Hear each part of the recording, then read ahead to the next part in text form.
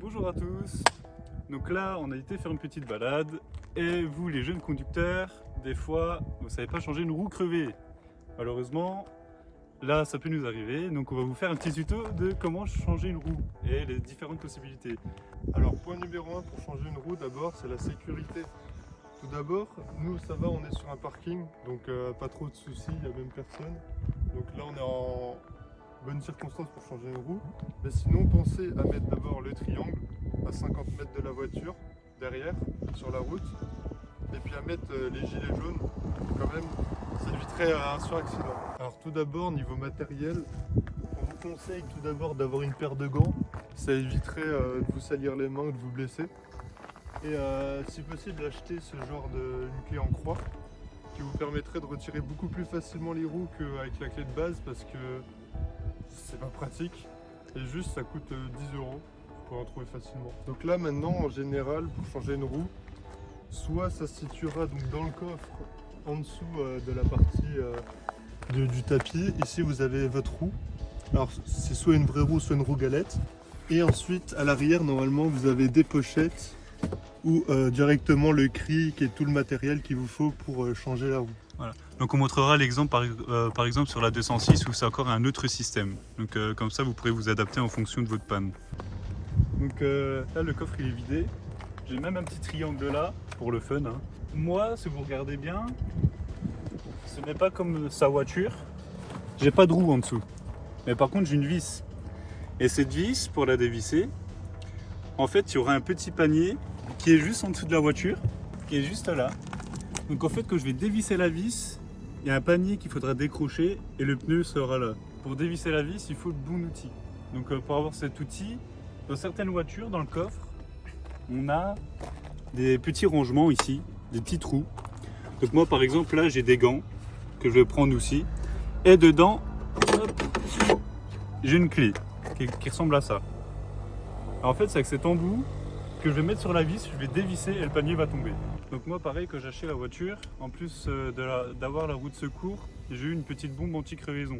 Donc en fait dans certaines voitures, il n'y a pas de roue galette, ni de roue tout simplement, mais on a des kits anti-crevaison. Donc c'est par exemple des petites bouteilles comme ça, où il y a un petit embout, il faut le visser sur votre valve, et après vous avez juste à appuyer, et puis après bon il y a un mode d'emploi, il faut le suivre, hein, vous pouvez le lire. Mais si vous achetez votre voiture, il faut déjà vraiment regarder ce que vous avez si vous crevez, comme ça vous pourrez déjà un peu plus vous renseigner. Donc là, ce qu'il a déjà fait, c'est qu'il a enlevé, il a dévissé ce petit système pour récupérer la roue, et tout ce matériel, il est là. Voilà. Donc présente-nous ton matériel. Donc là maintenant, on se retrouve avec une roue. Donc roue galette, voilà, de base. Souvent vous avez l'outil pour retirer les écrous, c'est quand même mieux. Et un cric, normalement c'est à peu près tout ce qu'il faut. Et puis là avec le cric, ils nous fournissent aussi ça, qui permet de faire tourner le cric. La roue d'ailleurs il spécifie dessus que c'est 80 km/h max, mais il le spécifie pas tout le temps. Voilà, donc là ici c'est 80, mais des fois ça peut être 50. Hein. Il faut bien regarder sur votre roue de galette. Donc là ici c'est 80. Donc ici là nous avons une roue qui n'est pas avec une jante alu, mais avec une jante tôle. Donc là on a un enjoliveur. Là ici on a des écrous qui sont apparents.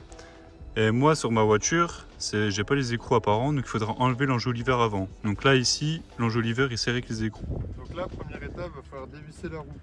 Toujours dévisser la roue, le véhicule posé, avant le cric.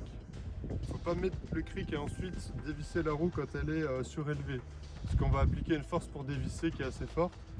Ça serait bête de faire tomber le véhicule du cric, même si normalement il ne tomberait pas, mais c'est pour sécurité. Donc je vais montrer d'abord avec cet outil qui est fourni avec la voiture, qui n'est pas très pratique, et ensuite avec la clé en croix que vous pouvez acheter. Tout d'abord, on met la clé dedans et on tourne dans le sens contraire des aiguilles d'une montre. Donc, hop, il faut forcer un peu. Voilà, donc vaut mieux appuyer dessus qu'essayer de tirer, parce que ce sera beaucoup plus facile. C'est ça. Voilà, donc là vous voyez, il l'a mis d'une façon où il puisse appuyer assez fortement avec ses épaules, donc il met du poids.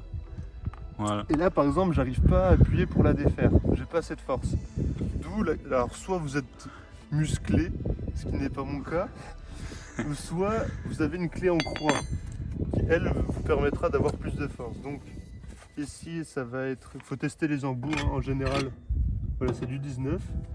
Et donc là, vous avez deux parties pour prendre, une pour tirer et l'autre pour pousser. Et là, hop, ça vient beaucoup plus facilement. Et ainsi de suite. Donc ensuite, étape numéro 2, on va mettre le cric. Donc pour mettre le cric, c'est assez simple. Il faut chercher en dessous de la voiture la barre de renfort. Donc c'est ceci. C'est une partie en métal qui dépasse, qui est souvent pointue, on va dire.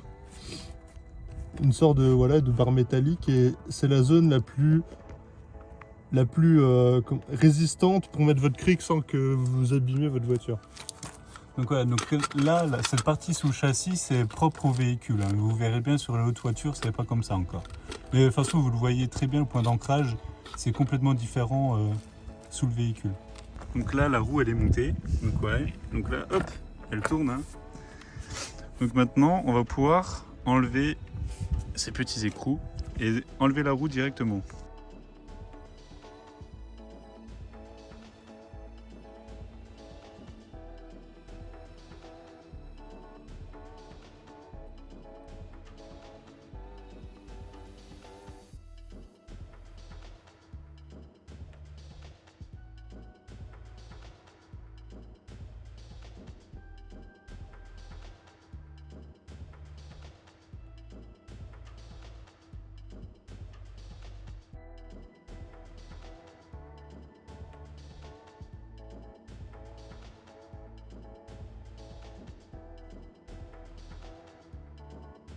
Donc là, il a enlevé les écrous.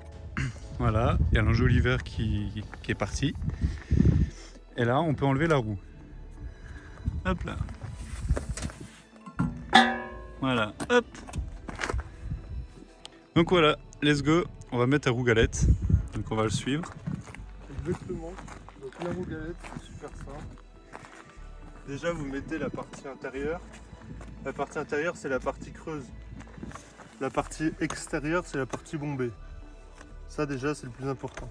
En fait, pour se repérer correctement, il y a la petite valve de gonflage qui doit tout le temps être à l'extérieur du véhicule. Exactement.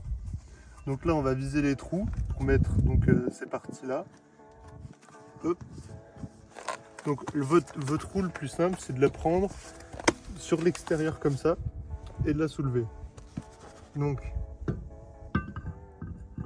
hop. Et l'avantage, c'est que moi j'ai des écrous, donc il y a les parties qui ressortent du filetage qui permettent de maintenir la roue sans que ça s'abîme de trop. Maintenant, on va remettre les goujons. Donc les goujons, pour les remettre, c'est en croix. Donc déjà, on va mettre celui-là du haut. On va le serrer le plus possible à la main. Voilà. Ensuite, celui du bas.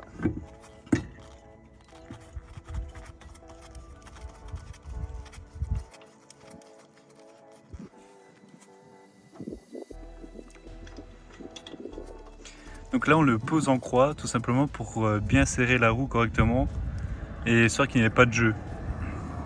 Voilà, c'est une question de sécurité. Voilà. Donc là, il le serre le plus possible à la main.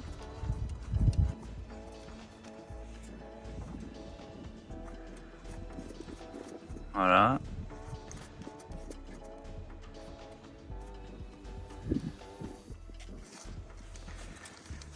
Et maintenant, on va pouvoir descendre la voiture et resserrer avec la clé. Exactement. Donc voilà, là il a réussi à descendre la voiture. Donc là, ça a tout de suite une moins bonne gueule, hein. On va pas se cacher, c'est dégueulasse. Mais au moins, il n'y a plus le cric, etc. Donc la voiture est posée, on peut le voir. Hein. Là, il n'y a plus de cric, il n'y a plus rien, elle est posée. Donc là, ce qu'il va faire, c'est qu'il va resserrer les écrous. On va resserrer en croix, donc ça c'est très important. Et vu que vous n'avez pas de clé dynamométrique, il va falloir serrer assez fort. Donc là, il a parlé de clé dynamométrique, mais vous savez peut-être pas ce que c'est. Donc en fait, c'est juste une clé qui permet de régler au couple en fonction du goujon. Et voilà, maintenant on va vous retrouver avec une belle jante tuning jaune, bien dégueulasse. Donc maintenant, il va falloir ranger le matériel.